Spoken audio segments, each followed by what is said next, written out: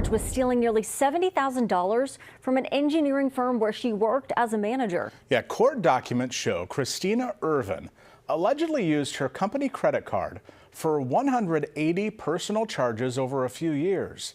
Those include more than $5,000 at bars and restaurants, several thousand more spent at a gym, Ulta Beauty Supply, nail salons in Lincoln. Company's president alleges a second suspect was involved in this case.